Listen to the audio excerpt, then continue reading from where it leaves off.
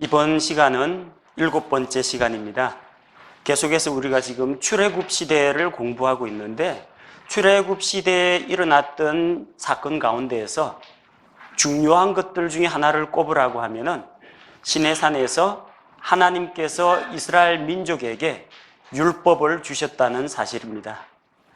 구약 시대 전체를 아우르는 이 법체계, 이 율법에 대해서 우리가 잘 이해하고 있어야만 구약 시대에 나오는 각종 희생 제물이라든지 절기라든지 또 하나님께서 하나님과의 관계에 있어서 사람과 사람 사이의 관계에 있어서 어떠한 법과 원칙을 적용하셨는가, 그걸 이해를 할 수가 있습니다.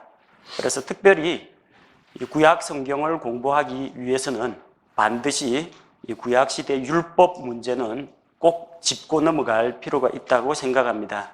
그래서 이번 시간은 특별히 한 시간을 할애해서 구약 시대 율법의 전반적인 그런 개요와 함께 율법이 어떠한 기능들을 했고 어떠한 종류가 있었고 이것이 우리에게 주는 의미가 무엇인지 한번 성경 말씀을 통해서 살펴보고자 합니다.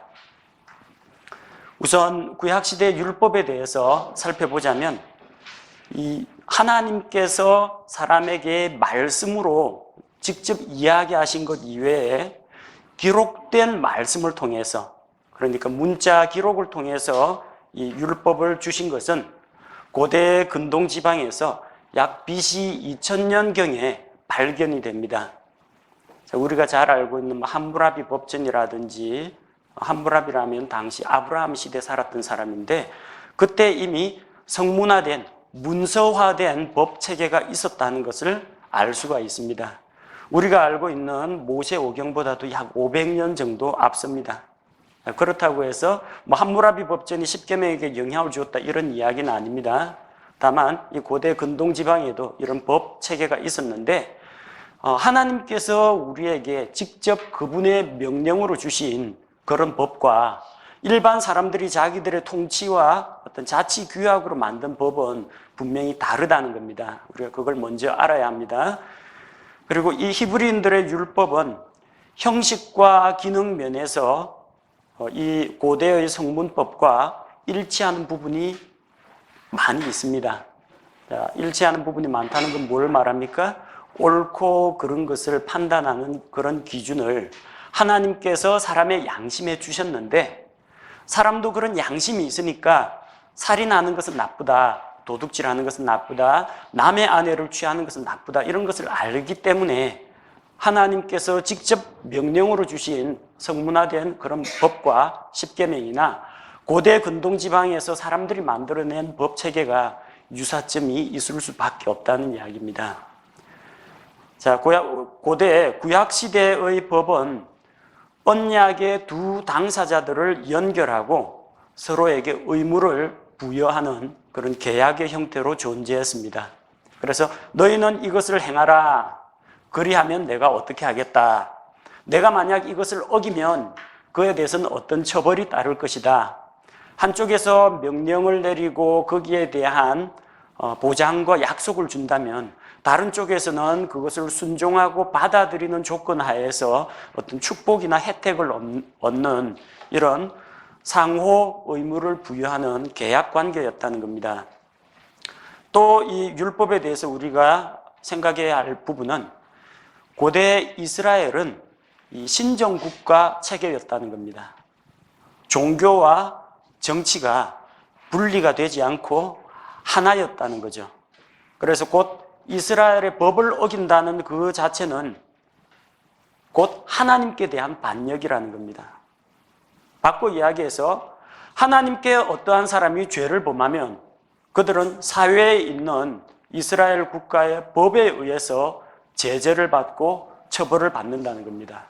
종교하고 법 행정 체계가 따로따로가 아니라 서로 밀착되어 있는 그런 관계라는 겁니다.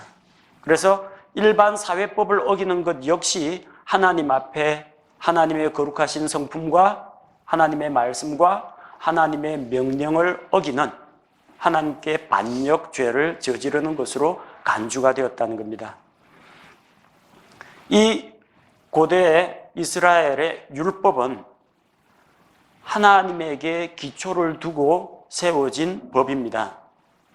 첫 번째는 변치 않는 하나님이 이 율법의 절대적인 기준 잣대가 됩니다. 변치 않는 하나님. 사람들은 많은 경우에 상황윤리라는 것을 생각을 합니다. 어떤 경우에는 이것이 맞고 어떤 경우에는 저것이 틀리다. 그러니까 내가 어떤 좋은 목적을 가지고 그 목적을 달성하기 위해서 좀 편법이나 부당한 방법을 사용해도 괜찮지 않느냐, 이런 변명이 나온다는 거죠. 자, 예를 들어서 우리는 거짓말이 새빨간 거짓말이 있고 하얀색 거짓말이 있다. 자, 화이트 라이냐, 레드 라이냐. 사람들은 나누어요. 거짓은 그냥 거짓입니다. 순수하고 좋은 거짓말이라는 건 없습니다. 우리는 위기를 모면하기 위해서 순간적으로 내뱉는 그런 거짓말, 이런 것들을 처세술이나 융통성이라고 부르지만 하나님은 그것을 죄라고 부릅니다. 서로 결혼 관계가 아닌 사람이 서로 좋아가지고 눈이 맞아가지고 사랑을 나눌 수 있지 않느냐. 사람들은 그걸 사랑이라는 이름으로 로맨스라고 부릅니다. 하나님은 뭐라고 불러요? 간음이라고 부릅니다. 그러니까 내가 하면은 연애 로맨스고 남이 하면 불륜이고 이런 상대적인 잣대가 아니라 하나님의 법은 변치 않는 하나님의 절대적인 속성과 거룩하신 성품에 기초한 변치 않는 절대 진리라는 겁니다. 그때그때 달라요. 때에 따라 달라요. 그런 법이 아니라 귀에 걸면 귀걸이가 되고 코에 걸면 코걸이가 되는 그런 끼워 맞추기식의 법이 아니라 절대적인 진리라는 겁니다. 이게 대단히 중요한 문제입니다. 만약 법 체계가 그때그때 달라지고 재판장이 해석하기에 따라서 달라진다면 하나님의 말씀은 굳게 서지를 못합니다. 하나님의 말씀은 진리이고 양보할 수 없는 절대 불변의 진리입니다. 왜? 변치 않는 하나님께서 하신 말씀에 기초를 두고 있기 때문입니다. 두 번째는 이 율법의 기초가 되는 것은 한 하나님이라는 겁니다. 한 분 하나님이 아닙니다. 세 위격을 갖추고 계신, 세 인격을 갖추고 있는 한 하나님.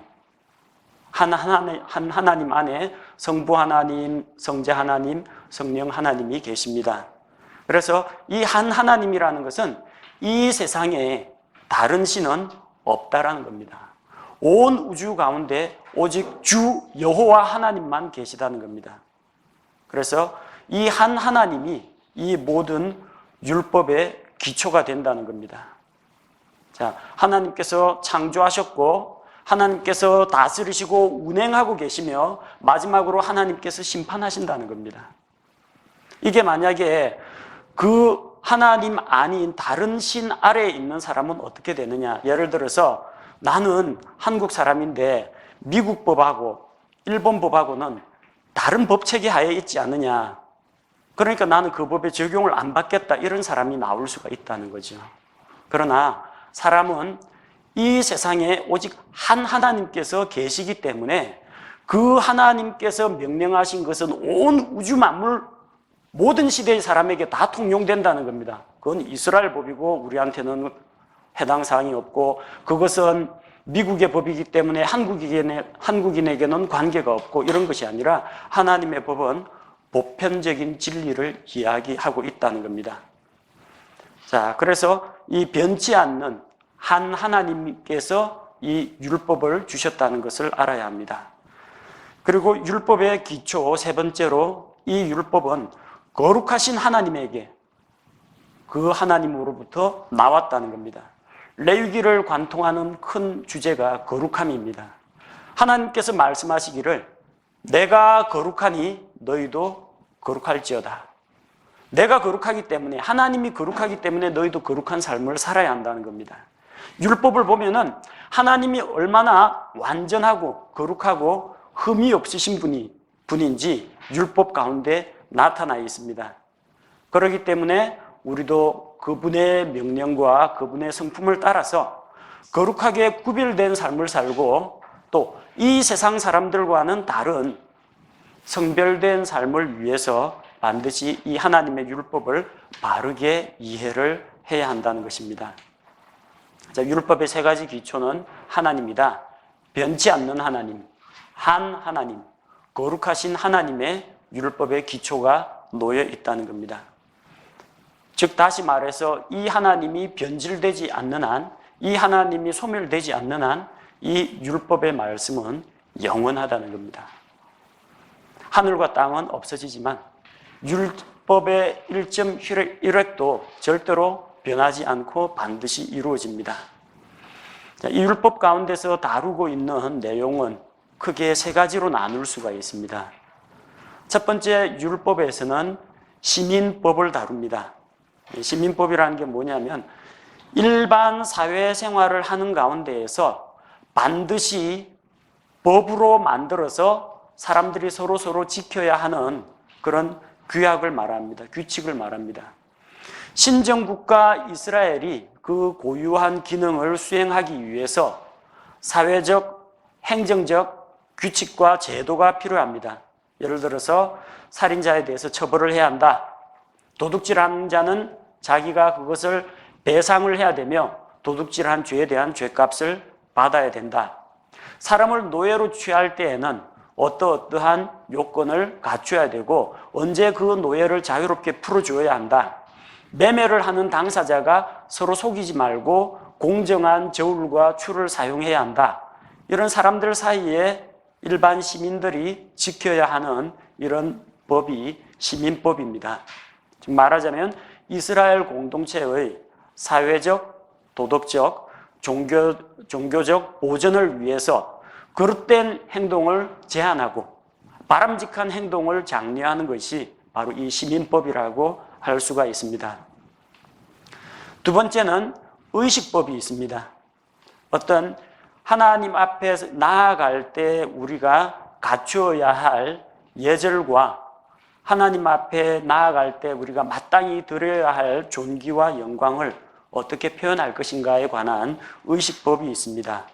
그래서 이것은 우리가 하나님을 경배하고 그분을 더 가까이 하고 섬기기 위해서 존재하는 법을 의식법이라고 합니다.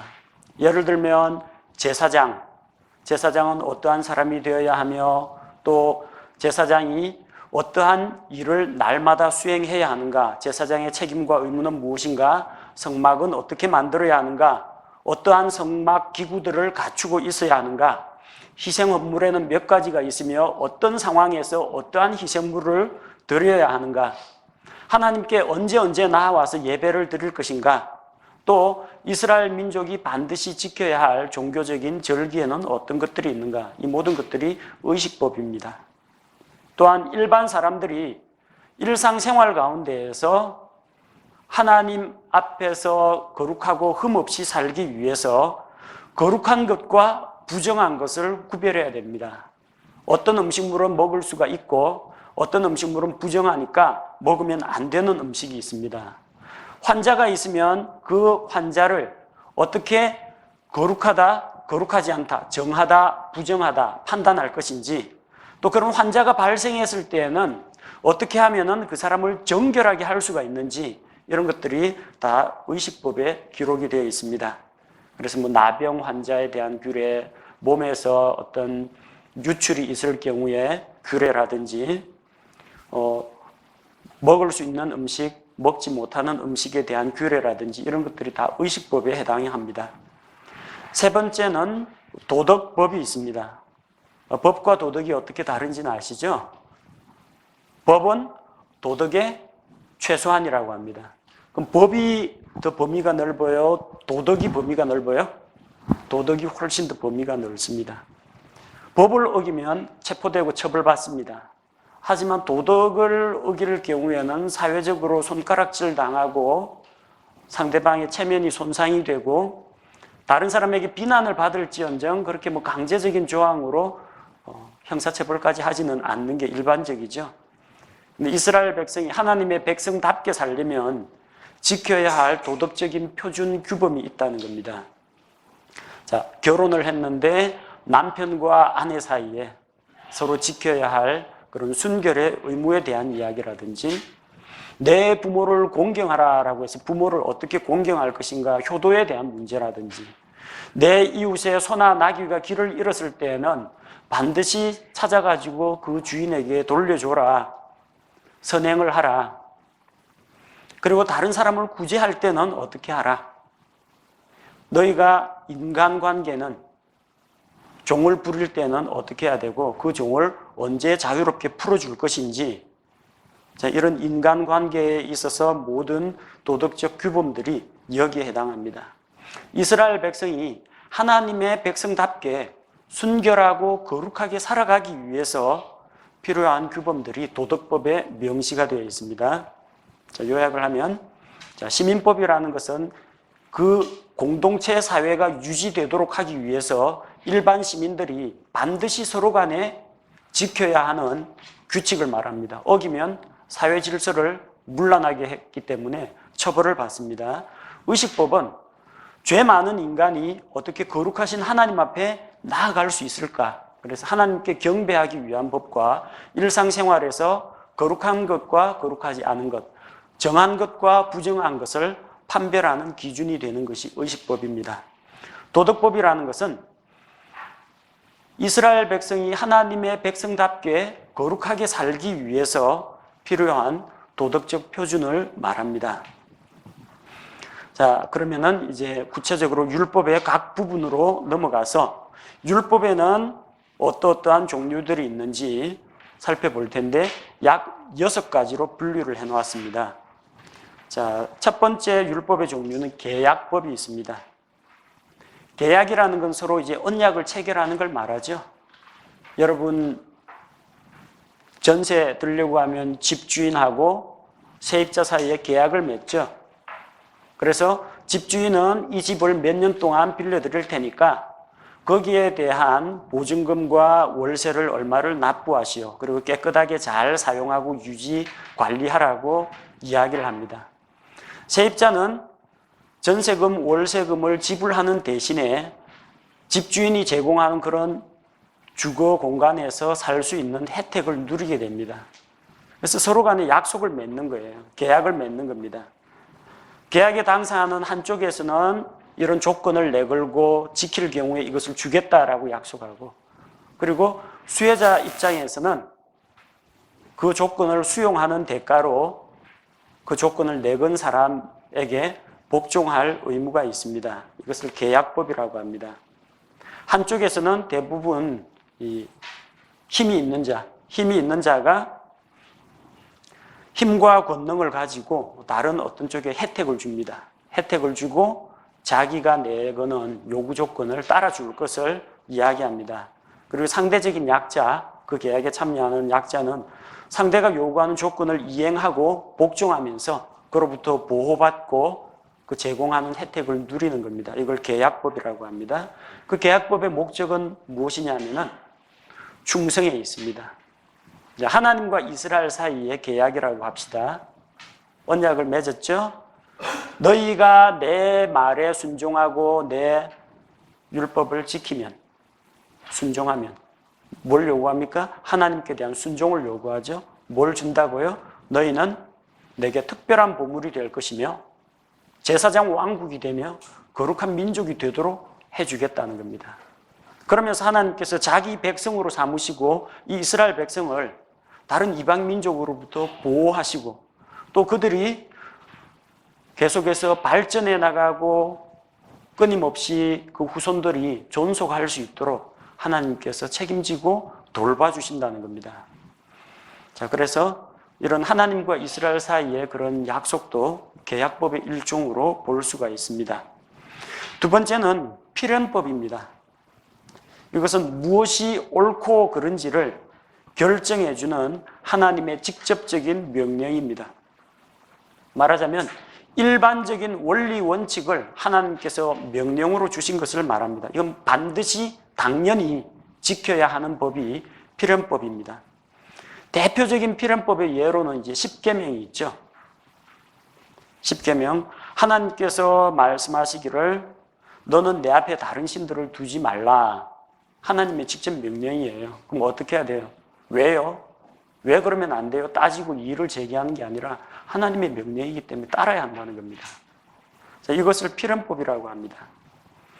일반적인 법이라든지 도덕 규범들이 다 이 필연법에서 지극히 당연하고 마땅한 이 법으로부터 파생되어 나오는 것입니다.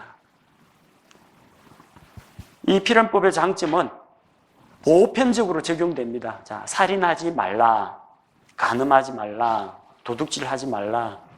하나님께서 직접 말씀하셨기 때문에 당연히 지켜야 하고 어떤 경우에나 보편적으로 다 통용되는 일반적인 원칙입니다. 문제는 너무 보편적이다 보니까 너무 일반적이어서 구체적인 상황에는 적용하기가 곤란한 경우가 생긴다는 겁니다. 살인하지 말라, 살인한 자는 사형이다 그러면은 나무를 하다가 도끼날이 휙 날아가가지고 뜻하지 않게 저 숲속에 있던 자기는 보지도 못했는데 그 사람 머리를 맞춰서 죽었다. 살인이죠. 사람이 죽으니까 살인 아닙니까? 이 경우에는 어떻게 해야 됩니까? 법은 법대로 해가지고 너 살인자니까 사형. 이렇게 하기가 참 힘들다라는 거죠. 자, 다른 신을 섬기지 말라고 했는데 다른 신을 섬긴다는 게 도대체 무엇을 말하는가? 여러 가지가 포함이 되겠죠. 우상을 제작하는 것도 포함이 될 테고 다른 신에게 기도하는 것도 포함이 될 테고 다른 신의 잘못된 거짓 교리를 전파하는 것도 포함이 될 테고 우상 숭배가 폭넓고 다양하다는 겁니다. 그 구체적인 세부 사항 하나하나를 필연법은 다 지적하지는 못합니다. 일반적인 보편적인 법규로 주셨기 때문에. 근데 왜 이 필연법을 주셨느냐? 우리 사람 마음 상태, 우리가 어떠한 마음을 가지고 어떠한 입장 가운데 서야 하는지, 하나님이 무엇이 옳고 무엇이 그르다고 보시는지 그 하나님하고 우리 관점을 동일시하기 위해서 이 필연법을 주신 겁니다. 하나님이 옳다고 하시니까 옳은 거예요. 하나님이 잘못됐다고 하면 잘못된 겁니다. 달리 이유가 없습니다. 물론 따지고 보면 하나님의 거룩하심과 그분의 공의로운 속성들이 나타나 있겠지만 1차적으로는 사람이면 마땅히 지키고 따라야 하는 법이 필연법입니다. 자, 세 번째는 사례법이라는 게 있습니다. 사례법이라는 것은 필연법을 구체적인 개별 사례에 응용한 것을 말합니다.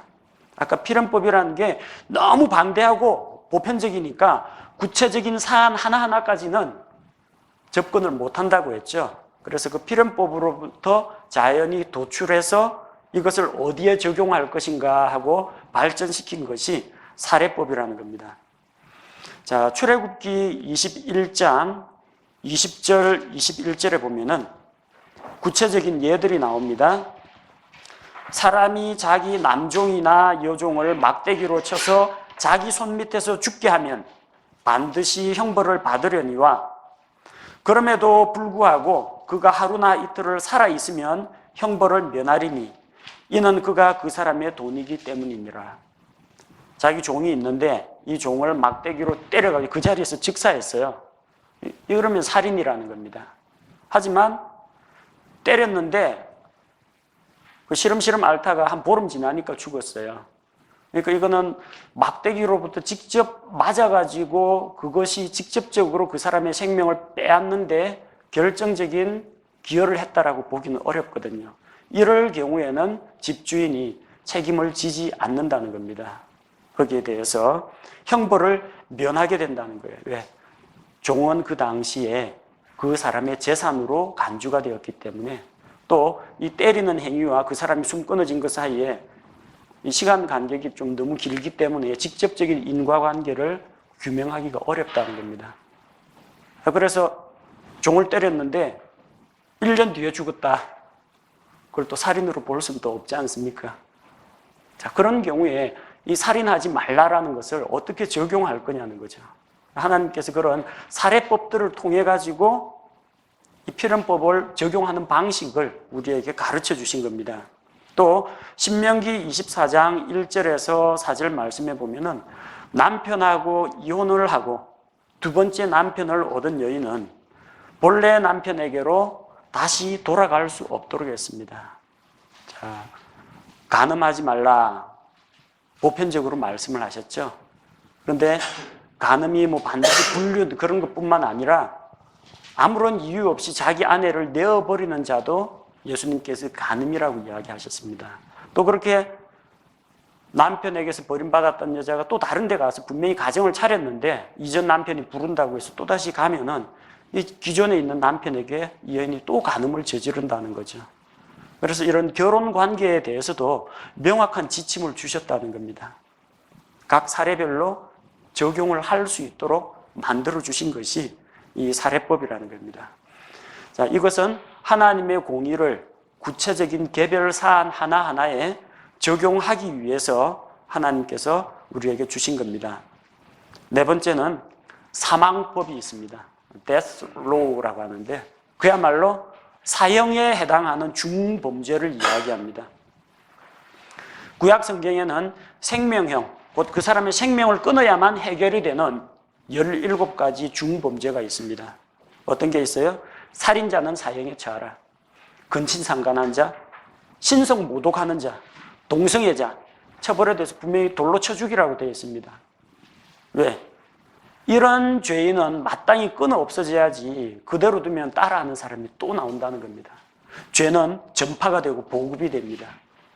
그리고 이런 사람들 봐주고 용서하면요, 다음에 또 같은 범죄가 또 일어난다는 거예요. 그렇기 때문에 이거는 반드시 죽여야 되는데 이 죄인에 대해서는 하나님이 뭐라고 말씀하시냐? 너는 절대로 그를 불쌍히 여기지 말라고 합니다. 살려두지 말라고 합니다.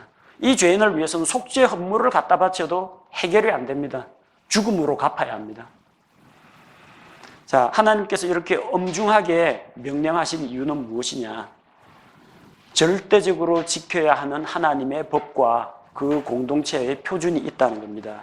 그래서 공정한 징계와 또 사회의 공의를 집행하기 위해서는 이 사망법, 사형에 해당하는 그런 법률들이 있어야 한다는 겁니다. 이건 결코 잘못했기 때문에 손해배상을 하라든지 뭐 명예를 회복하라든지 원상복구시키라 그런 이야기가 아니고 그야말로 반드시 죽어야 하는 중범죄에 대한 법입니다. 그 다음 다섯 번째로 저주법이라는 게 있습니다. 저주법은 이스라엘 언약 공동체를 부정함으로부터 보호하기 위해서 만든 법입니다. 민수기에는 그런 한 예가 나오죠. 자기 아내가 아무래도 불륜을 저지른 것 같은데 증거는 없고 마음엔 또 의심이 생겼어요. 그래서 어떻게 합니까? 그런 의심하면은 성막으로 나와서 제사장 앞에 서고 제사장이 성막 바닥에 먼지를 긁어가지고 물에 타고 그 다음에 저주의 내용을 글로 써가지고 두루마리를 그 물에 빨아가지고 그 물을 마시게 하죠. 그래서 만약에 너가 죄를 범하였다 그러면은 그 들어간 물이 뱃속에서 쓰게 되어가지고 창자가 끊어지는 고통을 맛보게 하겠지만 그렇지 않고 너가 결백하고 무죄하다면 남편으로부터 자녀를 얻어가지고 출산하는 그런 기쁨을 맛보게 될 것이다. 그래서 여인은 그 앞에서 자기가 절대로 그런 일이 있는지 없는지를 솔직하게 고백을 해야 되고 만약에 거짓말을 하거나 위증을 할 경우에는 그 저주의 내용을 그대로 고스란히 당해야 한다는 겁니다. 성경에 실제로 이런 아내가 그런 고백을 하다가 정말로 거짓말하다 들통나가지고 저주받아가지고 죽은 그런 사례는 기록에 나오지는 않습니다만 하나님께서 분명히 이런 저주의 형태로 처벌 속에 저주가 포함되는 그런 법을 주셨다는 겁니다. 왜 이런 걸 주셨을까요? 감추어진 죄, 명확한 증거가 없는 그런 죄에 대해서는 수사해가지고 잡아내기가 힘듭니다. 그럴 때에는 숨어 있는 그런 죄를 스스로 고백하도록 만드는 겁니다. 하나님으로부터 저주를 받을래? 아니면 솔직히 죄를 이실직고하고 용서를 구할래? 선택을 해야 됩니다. 그 숨어 있는 죄가 있으면 그게 결국은 이스라엘 공동체를 부패시키고 가정을 붕괴시킨다는 겁니다. 죄를 하나님 앞에 고백하고 가지고 나오라고 하나님께서 이런 저주의 법을 주신 겁니다. 그리고 끝으로 복수법이 있습니다. 복수법이라는 것은 당한 만큼 갚아준다. 그런 의미라고 보시면 됩니다. 렉스 탈리오니스라고 하는데 렉스라는 말은 법이란 말이고 탈리오니스라는 말은 retaliation이라고 해서 보복을 이야기합니다. 보복법을 말합니다.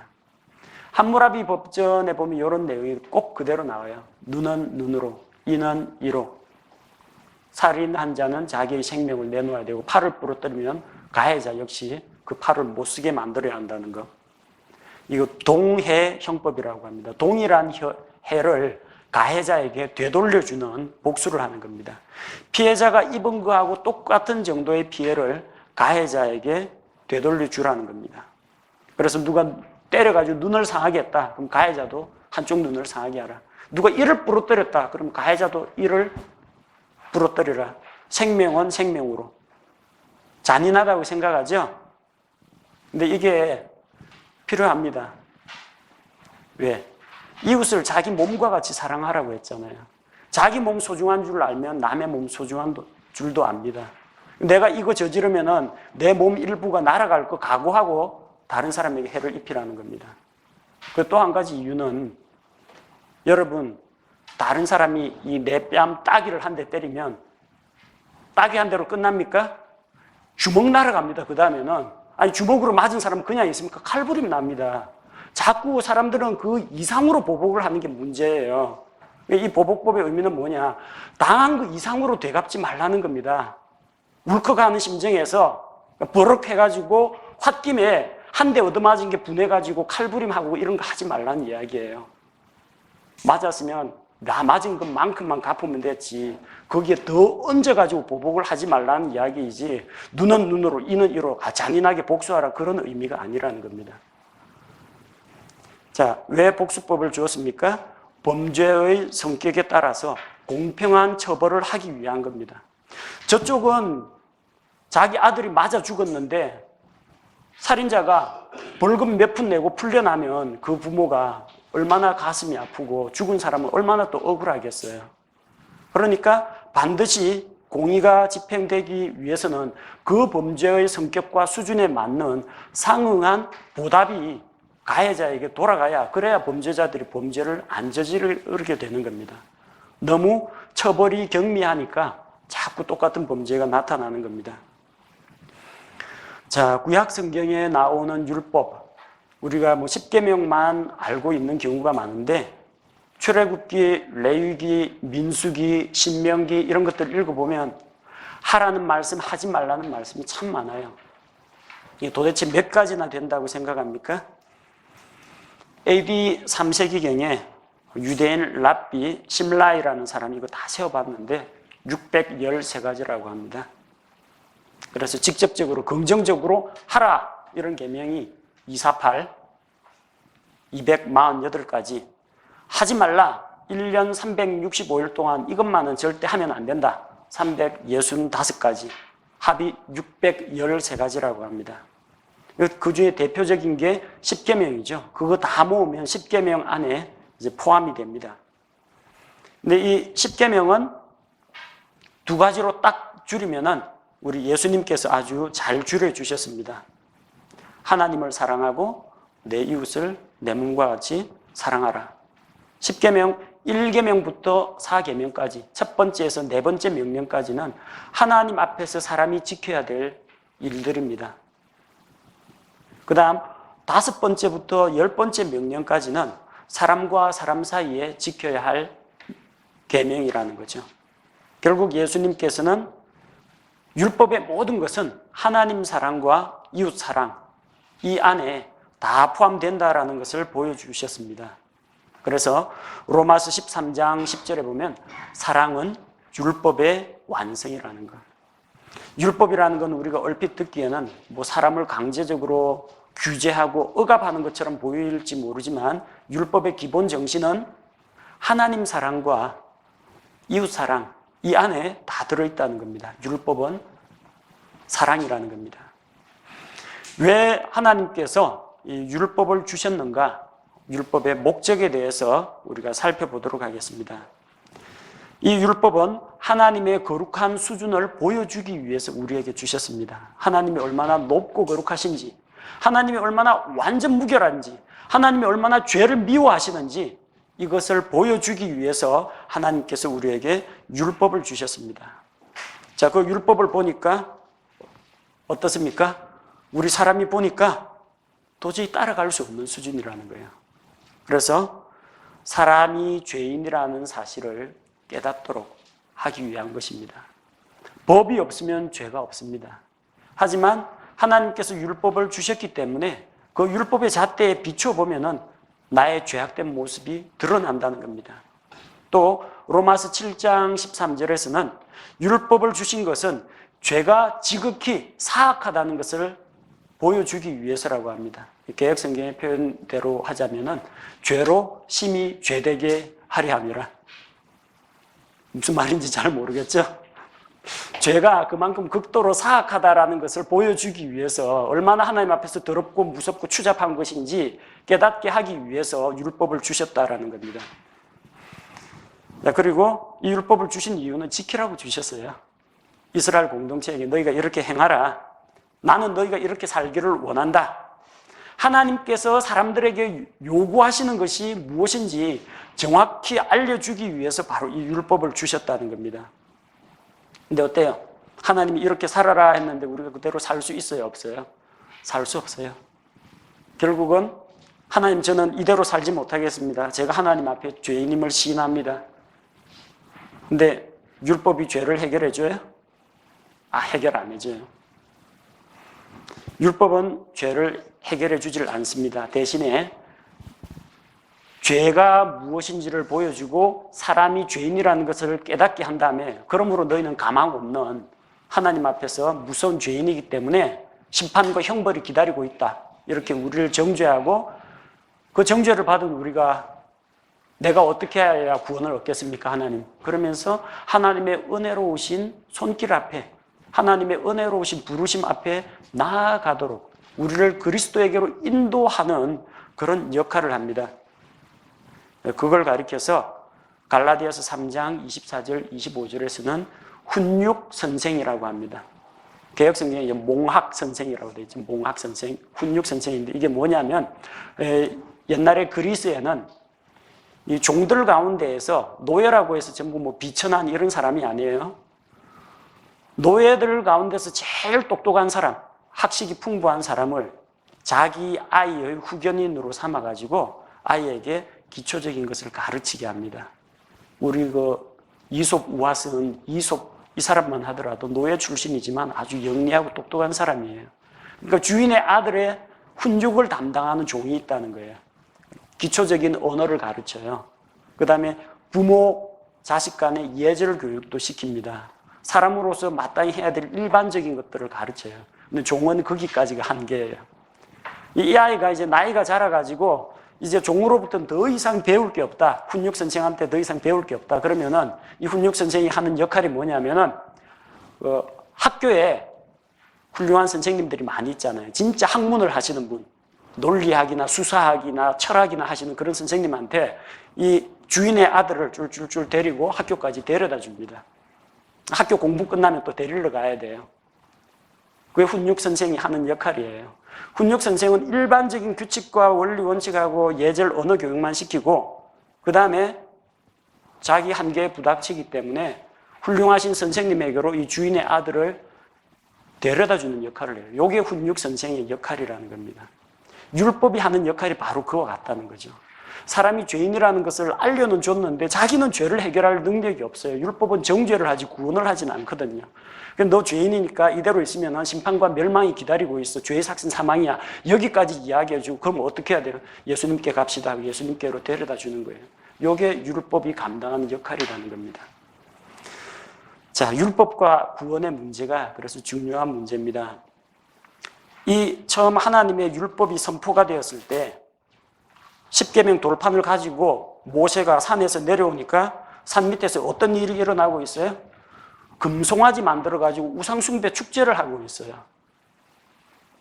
십계명 돌판에 뭐라고 되어 있어요? 우상숭배 하지 말라고 되어 있잖아요. 그럼 이 죄인은 어떻게 해야 돼요? 죽어야 됩니다. 누가 하나님 편에 서겠느냐 하니까 레위 지파가 나왔습니다. 32장 28절에 보니까 레위 자손이 모세의 말대로 행하며 그날 백성 중에서 3,000명가량이 죽으니라. 우상숭배한 자들을 다니면서 죽이라고 했거든요. 3,000명가량이 죽었습니다. 율법이 선포되니까 율법의 정죄를 이기지 못하고 그날 3,000명이 죽었어요. 반대로 하나님의 은혜의 복음이 선포되었을 때 사도행전 2장 41절 말씀에 의하면 성령님께서 오시고 복음의 말씀이 전파되니까 그때 그의 말을 기쁘게 받아들인 자들이 침례를 받음에 바로 그날에 3,000혼 가량이 그들에게 더해지니라. 이스라엘 백성이 시내산에서 율법을 받았을 때 이때가 77절 오순절입니다. 6월절 어린 양 사건 이후에 49일 하고 50일, 그 다음날 50일 오순절이죠. 이때가 바로 신약 시대에 성령님께서 강림하신 그 오순절입니다. 시기적으로 거의 같은 시기예요. 율법이 선포될 때 3,000명가량이 죽었지만 하나님의 은혜의 복음이 선포되었을 때 3,000혼가량이 구원을 얻은 것을 기억해야 합니다. 율법은 우리를 구원하지 못합니다. 율법은 죄를 깨닫게 하고 죄를 지적하지만 죄 문제를 해결하지는 못합니다. 율법은 거울이에요. 여러분 거울 보죠? 거울 보고 얼굴에 이게 티가 묻었다, 고춧가루 묻었다 보죠? 이 거울이 고춧가루를 떼줍니까? 보여만 주지 떼주지는 못합니다. 요거는 가서 거울 본 다음에 물로 씻어야만 떨어집니다. 율법은 우리가 하나님 앞에 죄인이라는 사실을 보여주지만 그 죄 문제를 해결해 주지는 않습니다. 대신에 이 율법의 요구를 완성하신 흠없고 거룩한 삶으로서 무죄한 자라는 것을 보여주신 그 예수님의 삶과 무죄한 자로서 죄를 알지도 못하신 자로서 우리를 대신하여 죄가 되어서 대신 하나님으로부터 심판을 받으신 예수 그리스도의 십자가의 희생을 의지하도록 만들어줍니다. 율법이 전혀 필요 없는 것, 무가치한 그런 것이 아니라는 거죠.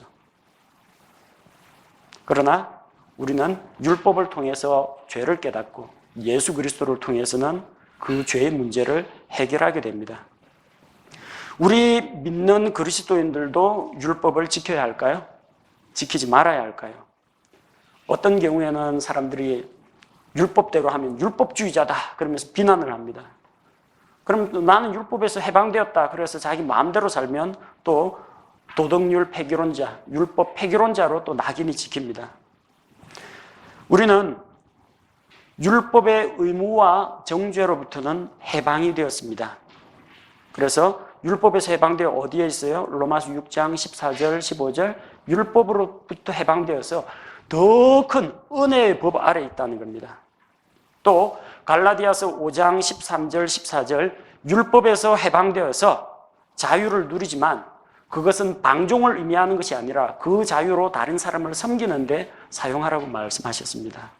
율법에서는 해방이 되었어요. 그건 율법의 의무와 정죄로부터 해방이 되었다는 뜻이지 성경에 나오는 하나님의 명령이나 말씀들을 무시하라는 이야기가 절대로 아니라는 겁니다.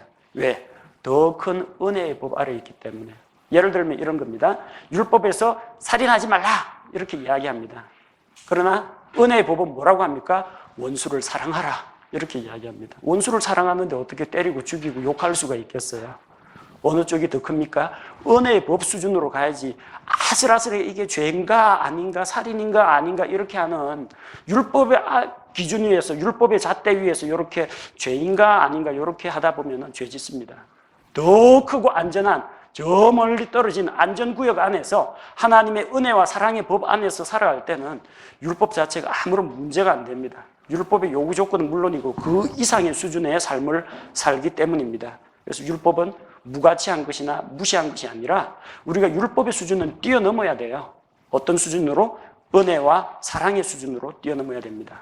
또 사람들은 자기 스스로 율법을 만들고 자기가 얽매이기를 좋아합니다. 새벽에 하나님께 기도합니다. 좋은 거예요? 나쁜 거예요? 좋은 겁니다. 성경에 보면 새벽에 기도했다는 이야기 많이 나와요. 근데 이게 율법이 되면 안 돼요. 새벽 기도회라는 제도를 만들어 놓고 새벽 기도에 안 나오면 직분도 안 주고 새벽 기도에 안 나오면 믿음이 없다 그러고 11조 안 내면은 하나님 것 도둑질 했다 그러고 11조 안 내면은 믿음이 부족하다 그러고 비교를 하고 남에게 또 보여야 되고 내 체면 때문에 새벽 기도회는 가야 되고 이게 기도를 하러 가는 건지 출석 도장 찍으러 가는 건지 딴 사람한테 욕먹지 않기 위해서 가는 건지 이런 식이 되어버리면 곤란하다는 겁니다. 새벽 기도회 나쁘다는 이야기 아닙니다. 새벽에 기도하는 거 좋아요. 근데 사람들한테 보이러 가는 게 잘못이라는 겁니다.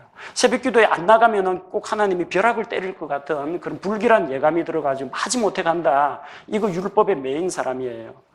새벽에 기도하는 건 좋은데 그 율법에 자기가 만든 율법에 매여가지고 율법의 노예가 돼서는 안 된다는 이야기입니다. 주일을 성수, 11조. 저는 신앙생활하면서 주일날은 아예 돈 쓰지도 못했습니다. 주일날은 매매를 금지하고 주일날은 시험 공부도 못했어요. 철저하게 지켰습니다. 안 하면은 하나님한테 죄 짓는다는 죄책감 때문에. 근데 은혜의 법을 알게 되니까 어떻게 해요? 기쁜 마음으로 하나님께 드립니다. 이제 의무감이 아니에요. 하나님께서 우리에게 원하시는 것은 율법의 수준은 최소한 뛰어넘어라. 자기가 만든 율법에 자기가 구속되어가지고 짓눌리지 말고 하나님 앞에서 은혜와 자유를 누리기를 원하고 계십니다. 율법의 더 큰 의미가 무엇인지, 하나님 사랑, 이웃 사랑. 만약 여러분이 하나님 사랑, 이웃 사랑이라는 요 기준 하에서 새벽에 기도를 하시면 잘하시는 겁니다. 그 기준으로서 하나님께 헌금을 드리시면 잘하시는 겁니다. 하나님 사랑하는 마음으로 주일날 와가 온전히 하루를 하나님께 내어드리면 잘하는 것입니다. 의무감이 아니라 사랑과 은혜의 법 아래에서 행하시면 그것은 옳은 것입니다. 자, 이번 시간은 여기서 마치겠습니다.